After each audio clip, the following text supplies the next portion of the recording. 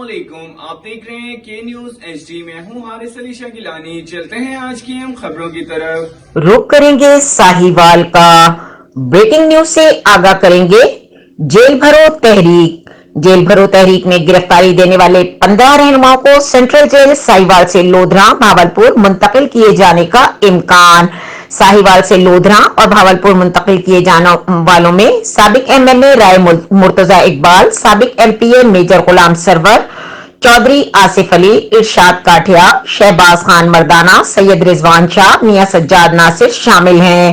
لودھراں منتقل کیے جانے والوں میں علی شکول، رانا احمد، مظفر شاہ کھگا، رانا تنویر، رائے اقبال، محمد یار ڈمرا، شبر مصطفیٰ شیرازی، میاں انوار الحق رامے کے نام بھی شامل ہیں۔ جیل بھرو تحریک میں شامل دیگر کارکنان کو سینٹرل جیل ساہیوال میں ہی رکھا جائے گا۔ پی ٹی آئی ساہیوال کے 15 رہنماؤں کو آج رات ہی لودھراں یا بھاولپور منتقل کر دیا جائے گا۔ مزید خبروں اور اپڈیٹس کے لیے ہمارے ساتھ رہیے گا، تب تک کے لیے اپنا خیال رکھیے گا۔ اللہ حافظ۔